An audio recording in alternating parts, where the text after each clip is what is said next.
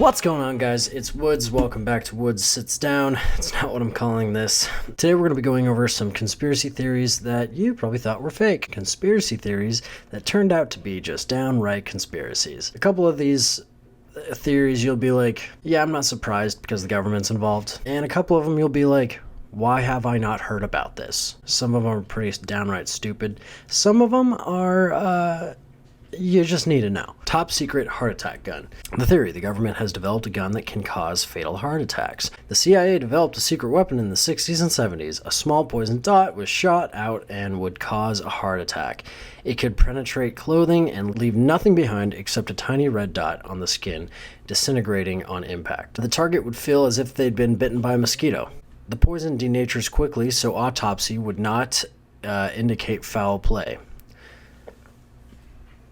See, that's just some sinister things. Like, I'm sure there's a plethora of reasons the CIA justified this for. Like, I'm sure they're like, it's for the greater good. I'm tired of hearing that. The United States selected a committee to study governmental operations with respect to intelligence activity.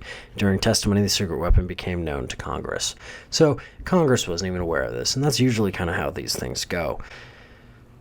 You really do have to just give the CIA the benefit of the doubt that they're not going around shooting people with this thing, causing heart attacks. That's the thing. The CIA has been caught in some sketchy acts that include harming American people. These are just well-known facts, and so for you to read this kind of stuff, it just kind of boils my blood, I gotta be honest. Ugh. The U.S. government planned to fabricate acts of terrorism and blame Cuba. Operation Northwoods was meant to commit acts of terrorism on U.S. soil to gain public support in the war against Cuba. Luckily, then President John F. Kennedy put a stop to the operation. Thank you, John F. Kennedy. You had a lot of potential, didn't you? Oh, world leaders gather yearly at a campground in California. This is the Bohemian Grove theory, and this is absolutely true. Nobody trusts rich people. Who trusts rich people? When they all meet in a secret location wearing robes in the middle of the woods, circled around a campfire, you can't just be like, oh no, it's a rich people camp for old people. No. Like, what kind of sinister things are you doing there? And if you're not doing sinister things, then what are you doing? You're telling me you are a fully grown man trekking out to the woods to meet up with all your fully grown rich buddies, putting a robe on and chanting around a fire for what? Why? Why are you doing that? Why are there armed guards at the front of this place? Like, so many questions. It's so sketchy.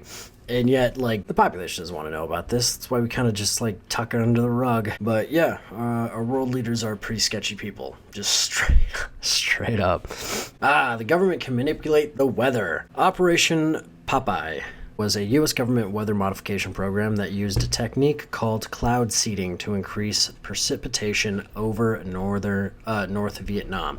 Now, why did they do this? It disrupted Vietnamese supply chains, essentially. How do scientists even manipulate weather? What this process is it's just boosting the chance of rain through changing like the chemical makeup, or altering the chemical makeup of clouds while using like condensation agents, things that attract condensation. And it worked. They apparently extended the monsoon season 5 months.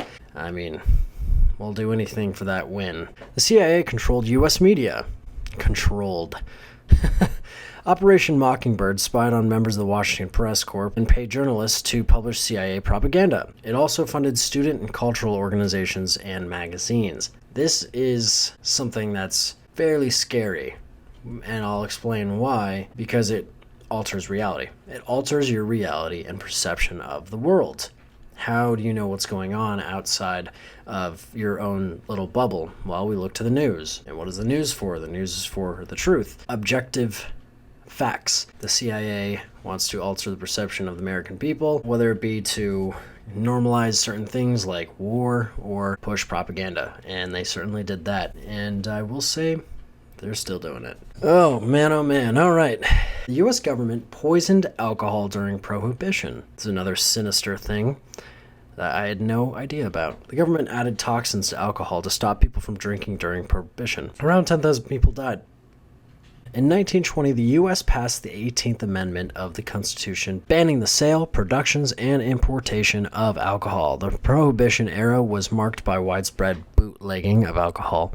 Some of this alcohol, made in private stills, had major health risks from heavy metals in the alcohol. Could lead to illness and blindness. Industrial alcohols used in paints, solvents, fuels, and medical supplies were regularly stolen by bootleggers, redistilled, and resold. Law enforcement was frustrated that people continued to consume alcohol because it was unhealthy. The government redesigned formulas used to make industrial alcohol undrinkable. The new formulas included adding kerosene, gasoline, benzene, iodine, zinc, mercury, salts, nicotine, ether, formaldehyde, chloroform, carbolic acid, quinine, and acetone. The government hoped this method would scare people into giving up drinking. By killing a couple people in the process? I just don't get that. Why? That doesn't make any sense. People are dying from alcohol. Let's make them die more. Some estimates say that by the time Prohibition was repealed in 1933, the federal poisoning program had killed at least 10,000 people. New York City medical examiner Charles Norris was very outspoken against the poisoning program. Yeah, good. That's probably a good moral basis to stand on. It's a nice moral principle to have in your pocket. Don't poison people. It's just like, what are you thinking? Just like, why? Are you following me here? It's like, we need to stop people from drinking alcohol because it's hurting people. Okay, how do we do that? I don't know. Let's put laws. Okay, cool. People are still drinking alcohol, but even worse, they're drinking industrial alcohol. And it's like it's making people sick and it's killing people. How do we stop this? I have an idea. Let's make it more poisonous. Let's have it so that when they drink it, they're just bound to die. That's perfect. Is your blood boiling yet? Military attempted to develop a bomb that would turn an enemy homosexual. What really happened? In 1994, the U.S. Air Force explored the possibility of using pheromones as a weapon. A proposal requested a 6-year, $7.5 million grant to see if dousing enemy combats with female pheromones would cause a biological reaction in troops. I wish I was at this press conference to be like, what? Stop that. You're a moron. Stop what you're doing. The proposal suggested that the affected soldiers would find their comrades sexually irresistible and could potentially lead to homosexual behavior.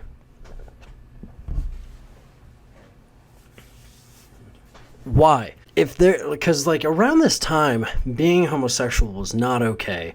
It was blasphemous. It was sacrilegious. So why would you go and then try to make more homosexuals? You know what I'm saying?